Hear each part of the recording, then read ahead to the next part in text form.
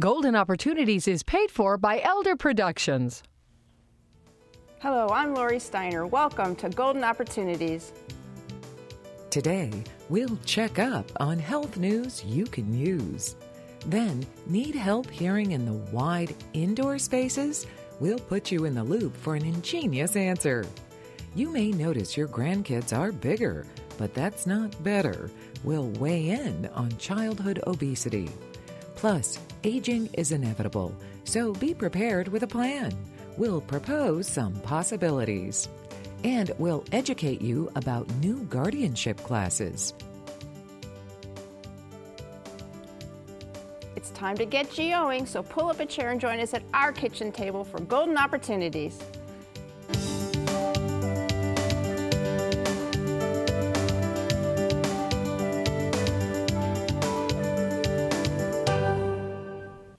If you've ever had a kidney stone, you know you don't want another one. And if you've never had one, consider yourself lucky. But you need more than luck to prevent this pain-producing experience. And Pam Kreider is here with steps that you can take to keep kidney stones from forming.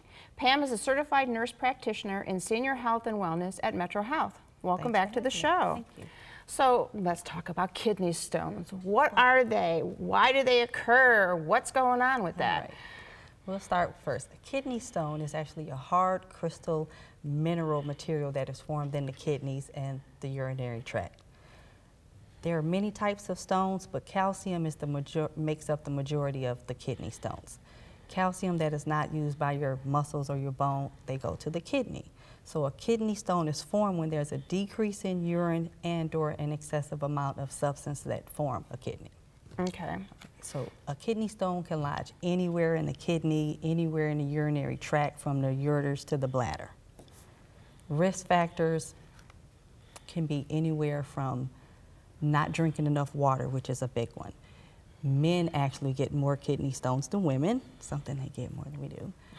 Age actually plays a factor, anywhere between 20 and 70 years of age. Eating a diet that's high in protein, and certain medical conditions such as diabetes and hypertension and even gout, and certain, health conditions, and certain medications such as diuretics increase the risk for getting a kidney stone. Okay, so how do we know when we have a kidney stone? Well, if you ever met anybody or know anybody that's ever had one, they will tell you pain is the biggest factor, excruciating pain. Although some people don't have pain, but pain is a big factor. You can have abdominal pain, cramping, you have pain in your lower back, pain on the side, or sometimes you can even have some growing pain. You can also have a fever, you can have some nausea and vomiting, or you can have the sensation that you need to go to the bathroom more often than usual, than you normally go.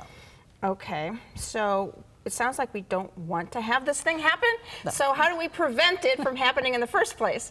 Sometimes you can't prevent them, but the biggest thing to do is to drink lots of water. Having fluids, and water is the best. Try to drink at least 2 liters a day. Limit your sodium intake to about a teaspoon a day, and that actually includes the sodium that's in your food. That's hard to do. It's hard to do, so you got to sometimes read the labels and see. And also talk to your doctor about some of your medications that can increase the calcium forming in your urine. Okay, so we're going to try to prevent it. Excuse me. water. We know when we have it, it's nasty. Yes. It's a lot of pain. So what is the treatment options? You know, what do you do if you find you have a kidney stone? Most kidney stones actually pass on their own within 48 hours. The treatment is actually to drink water, and sometimes the pain can be controlled with, over-the-counter Tylenol.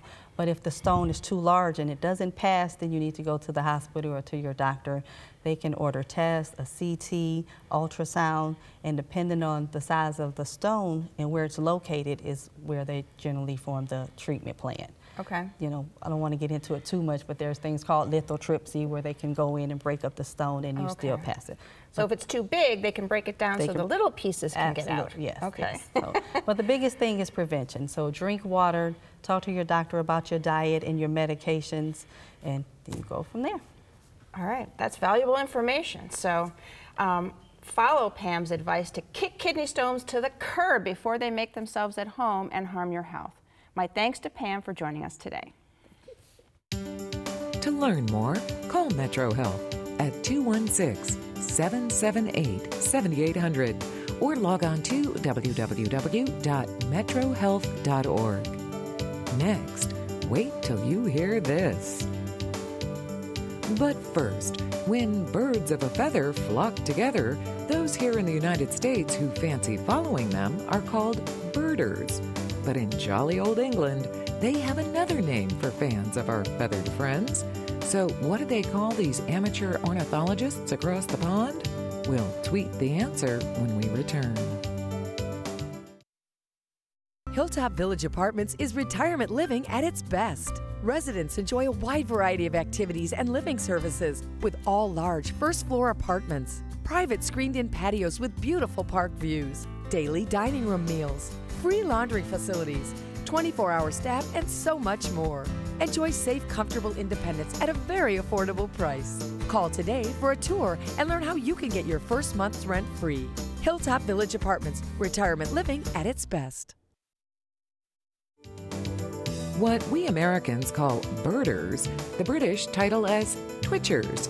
The term took off after others observed the nervous behavior of a Great Britain birdwatcher, Howard Medhurst, in the 1950s. Today, twitching means to track rare birds so you can tick them off your must-twitch list. You have a hearing aid, and it works great, at least most of the time. But when you're at church or at the movies or attending a lecture, well, then you feel like you're not quite hearing the whole story. But there is a way to make hearing crystal clear no matter where you are. And Glenn Harbold is here to bring us into the loop of this exciting technology.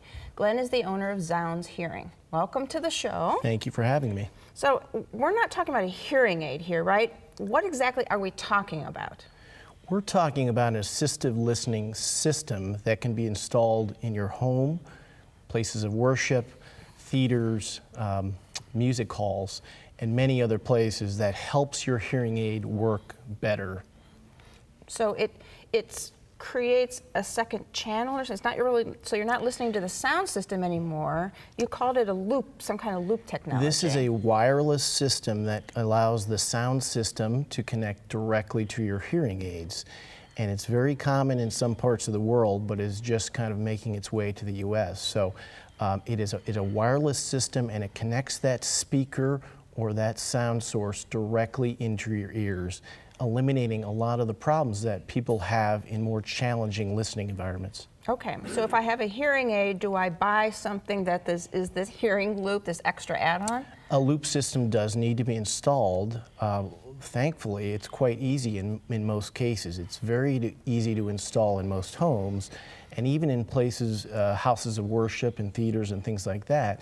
It does require a professional, but it's not a significant burden to install it. It can be quite easy and quite inexpensive. So you don't have to tear down walls and run wires and things like that? Not at all. It's actually, in most cases, you can bury it right under the carpet. You can tuck it into corners. It's as I said, it's quite easy and quite inobtrusive. Okay, so you can put it in at home for your TV and stereo kind of stuff. And public institutions can install it into their places to make it easier for their guests, their clients, their whatever. So once it is installed, how do I hook my hearing aid up to this system then? Well, it can be as easy as a push of a button. However, many people may need help in determining which button that is. So that's which button do I push? That's where your hearing care professional can come in. Not all hearing aids have this T-coil installed in their hearing aid. It's also called a telecoil, but many already do, and with the help of your hearing care professional, we can activate that T-coil to make it easy so that it is just a push of a button. Okay, so hopefully it's already there and it's no big deal. So when you're listening then, I know I have clients who have hearing aids and there's the squeaking and the feedback. None of that happens? No, a properly installed system will be quite effective, so you won't get feedback. But it is important to have it installed professionally. The professionals will know, even though it's simple to install, they'll know the tips and tricks to minimize the occurrence of any feedback. Okay, so you can put it in your home, but I think you want to ask your pastor, your rabbi, or whatever to think about this for churches or for auditoriums and things like that. Absolutely. So not only is it an ADA compliance issue for many institutions, but it is the best way to help the attendees that are hard of hearing listen to the performance or listen to the pastor. Many people are very challenged in that environment, and so this really goes that last mile to help them hear in more situations. And that's what everybody wants. So a hearing loop can bring sound full circle from the source right to your ear, making this loop a big leap in assistive listening. My thanks to Glenn for sounding off about this important advancement. For more information, call Zounds Hearing at 216-377-5520 or click to www.zoundscleveland.com. Next, helping your grandkids inherit a healthy lifestyle. Looking for places to go, things to do? Welcome to our community calendar. She wanted to play for the Cleveland Indians, but she was a girl, not a guy. Even so, Justine Siegel went on to pitch batting practice for our hometown players and coach a men's professional baseball team. Her story is a hit, and you can hear Justine tell it herself for free when she speaks at the Siegel Lifelong Learning Center in Beechwood, Tuesday, July 28th at 7 p.m. To score more information, call 216-368-2090 or hit this website, www.siegellifelonglearning.org. You love your grandchildren, so you treat them to ice cream, to homemade cookies, to your special pasta casserole. But what you may really be treating them to is a lifetime of fighting fat and worrying about weight. Dr. Robert Ruznicki is here to help us understand childhood obesity and how we can help the grandchildren we love so much stay healthy and happy. Dr. Ruznicki is the Chief Medical Officer for Medical Mutual of Ohio. Welcome back to the show. Thanks so much, Laura. You know, kids tend to be a little heavy when they're young, right? They're going to grow out of it. Well, I guess we wouldn't be having this conversation if they all did, right? Then it wouldn't be a problem. And just think about these facts. So over the last 35 years or so, children between the ages of 6 and 11, their rate of obesity has doubled in the United States. For kids that are a little bit older, from 12 or so to 18, it's quadrupled, so up 4 times. That sounds terrible. It's really something. And even in Ohio, about a third, it's estimated, about a third of our children between the ages of 10 and 18 are overweight or obese. And the reason that doctors get involved is because it's not healthy. They have heart problems, they have blood pressure problems, and the amount of diabetes in younger children is becoming alarming. Sounds like they're reaching old age. What is happening? Why is this happening in this society? And you know, you and I have done other segments, and we often talk about what you eat and what you do or what you don't do, and so it is with our children. So everybody is aware of the video game thing and all the screen time and all of that nonsense that's going on. And it's estimated that children today watch approximately 6 to 7 hours of TV or screen time. A day? A day. Oh. And if you look around, there's tons of fast food restaurants and processed food and frozen foods that are sweet, fat, and tons of salt. Okay, so we'll bring it on ourselves. But you know, we're the grandparents, we're not the parents. What can we actually do about that? I know, it's a problem. When we all want to indulge those kids. We want to give them a little bit of candy or a little bit of ice cream. But if you think about it, what we really want to do is to help them. And we're not helping them by giving them that sort of treat. And sometimes grandparents have a little bit more time to prepare food, so you can ask your friends or you can check recipes and you can provide things that are nutritious, that are different than they get at home. Or you can have drinks, even if they're a little bit more costly than maybe mom and dad can provide. You can provide those specialized drinks. And pack your own healthy snacks. Don't just give them a bag of chips or something, right? Exactly, exactly. Who doesn't like some sort of fresh fruit? So cut up those strawberries or offer them some blueberries or blackberries, things that they may not have at home, and see if you can get them excited about those more nutritious treats. Okay, how about activity? Yeah. Activity. Most older people now, if they can, are trying to stay active themselves. So think about taking your child, your grandchild, to the museum, or to the metro parks, or on hikes, or take them to the golfing range. Think about different activities. If you can't do it yourself, maybe you could take them to a pool, or you could take them someplace where they can engage in activity, even if you have to sit on the bench and observe. Okay, but we hear a lot today also about eating disorders. I mean, isn't focusing so much on weight dangerous, maybe for them psychologically or emotionally? I think it's very important that you don't act judgmentally.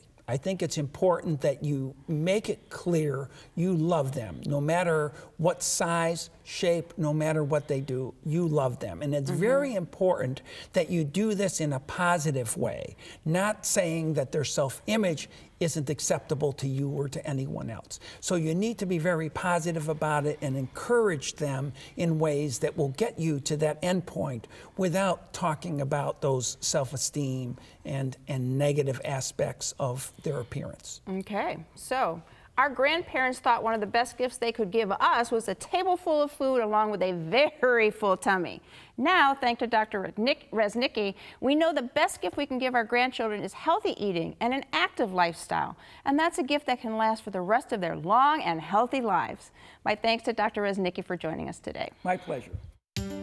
Find out more about Medical Mutual of Ohio by visiting their website, www.medmutual.com/2015 options, or call 1-866-488-3266. Next, ageless advice. It's time to get up and go, an exercise minute on golden opportunities. Hello everybody, it's Mike Carbon from Breakout Fitness, and today we're going to show you how to do a basic body squat using our exercise bands. You ready to go? Let's squat. Let's do it. All right, we're going to start by standing on the center of the band. We want to make sure the band's even between both feet. All we're going to do here is we have a chair behind us just to kind of give us a guideline of how low we're going. So we're going to go ahead, squat down till our backside touches the chair, and then simply stand up. The resistance of the band is going to make it a little harder and help you work on them legs. How you feeling? Oh, it feels good. Excellent. Now we're looking for 12 to 15 repetitions here and at least 2 to 3 sets to build your legs. Doing good. All right. All right. All right, everybody. Now it's your turn to get up and go. Perfect. For your copy of the exercise booklet, send $1 for postage to Golden Opportunities, 6105 Parkland Boulevard, Suite 140, Mayfield Heights, Ohio, 44124. We know we're getting older, and maybe we've even cared for an aging parent, diving headfirst into their health care, their finances, and where and how they're going to live. So why do we avoid thinking about and planning for our own aging? Sharona Hoffman is here to help us face the possible pitfalls we'll encounter as we enter our Act 3, Retirement and Beyond. Sharona is the co-director of the Law Medicine Center at Case Western Reserve University and the author of Aging with a Plan, How a Little Thought Today Can Vastly Improve Your Tomorrow. So it sounds like information we all need to think about.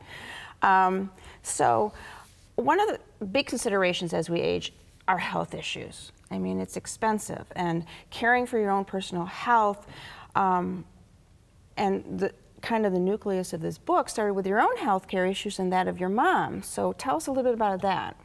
Well, when I was 29, I was living alone in Houston with no family around, and I became very ill. And it turned out that I had a borderline malignant ovarian tumor that was very large. It was taken out with no need for chemo or radiation. That's good.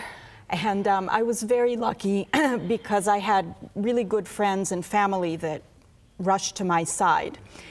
6 months later, my mother was diagnosed with breast cancer. She lived in Michigan and decided she wanted to move to Houston to be cared for at MD Anderson Cancer Center. So she moved in with me into my one-bedroom apartment. And I wasn't sure about this at first, but we ended up having a wonderful time, and she did really well. She lived for 18 years after that with no cancer. And so that taught me a whole lot about being a patient, a caregiver, about healthcare, insurance, the need for support systems, and it really started me on my journey of being interested in these issues. Okay, and healthcare is a big concern, but it's not the only concern that we have when we age, right? Absolutely. You have to be aware of financial and social and legal issues. Finances can determine the quality of health care that you get. They can determine where you can live. Can it be in a nice setting? There's also legal issues, and I talk about a lot of legal documents that you should prepare for yourself and for your loved ones. And then there are day-to-day challenges, such as driving. Should you still be driving? How do you get meals prepared if you can't do that for yourself? The list is almost endless. Yeah, driving is a big one, though. So, and you write about all of that and more. So what's the first step in proactively planning for retirement and beyond? The first step, I would say, is getting a hold of your finances. You really need to understand retirement expenses, and even if you're well insured, there are going to be considerable medical expenses that aren't covered. You need to know how to save. So it's very important to, if you can afford it, to get financial advice from financial professionals. You'll also need to think about, should you be purchasing long-term care insurance? Is that a good idea for you? Should you be looking into reverse mortgages? So very complicated decisions that you need a lot of advice about. Okay, and some people have a great network like you did, but others don't. So where do you turn for help if you don't have that kind of network? Yeah, and that's actually a personal issue for me because my husband and I do not have children, so in the future we may not have as good a network. But happily, there are emerging service professions that are designed to help people who are either elderly or disabled and need some assistance. So you should learn about daily money managers, geriatric care managers, elder law attorneys, all sorts of people that can help you with different things in the home. There's a lot to learn about, but there are a lot of resources. And it's important to educate ourselves in advance because I've learned the hard way. When you're in the midst of crisis, it's really hard to make, very hard to make good decisions if you don't know anything about the problems that you're facing. So buy the book and good advice. And even if you previously planned for retirement, your Act 3 includes a lot more decisions that are best made before a crisis occurs. For help, look to Sharona Hoffman's book, Aging with a Plan. As the subtitle says, a little thought today can vastly improve your tomorrow. My thanks to Sharona for joining us today. To order the book, Aging with a Plan, visit www.amazon.com. Next, granting guardianship.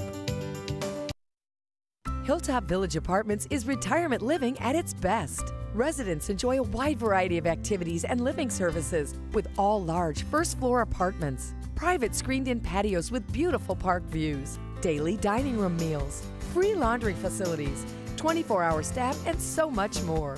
Enjoy safe, comfortable independence at a very affordable price. Call today for a tour and learn how you can get your first month's rent free. Hilltop Village Apartments, retirement living at its best. Did you miss a phone number or website? Then here's your second chance because we're going to list all of that information again. Then we'll be back to review the new rules of guardianship.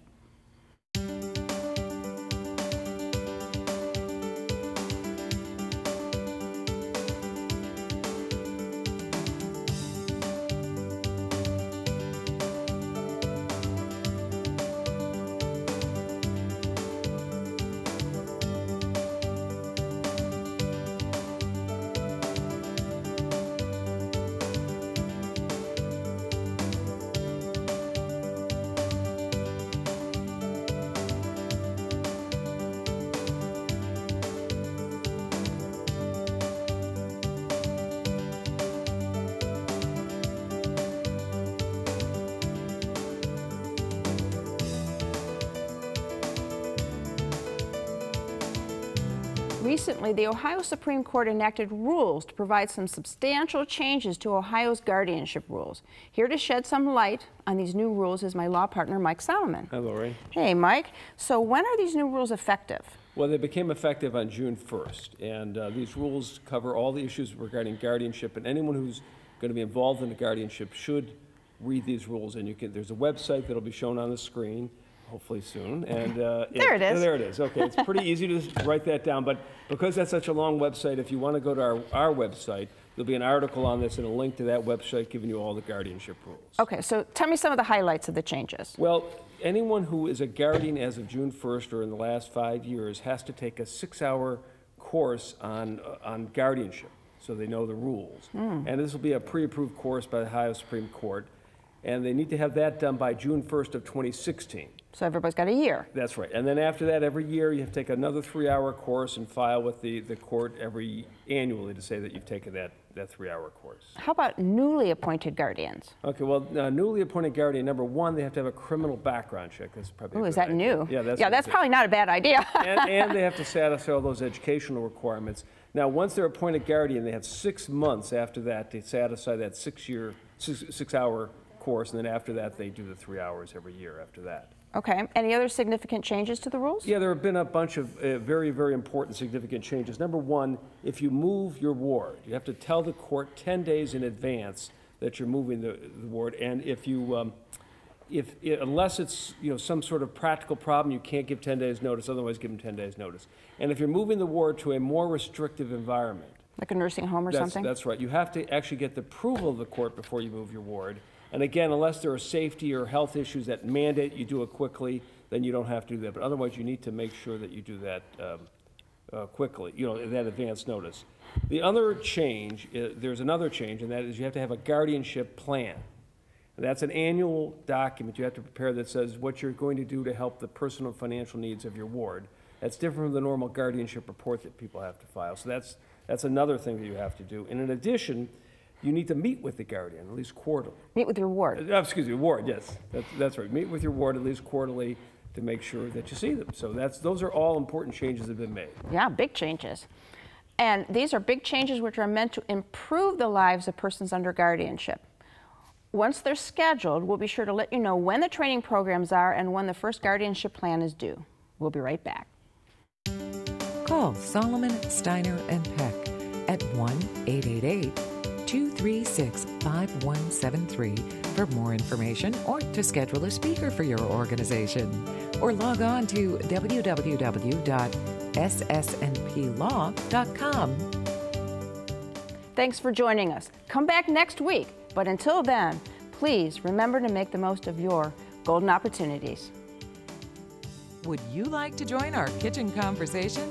All you have to do is call toll-free 1-877-765-1543 and leave us your question, name, and phone number. Or log on to www.golden.tv for all the latest information and show updates.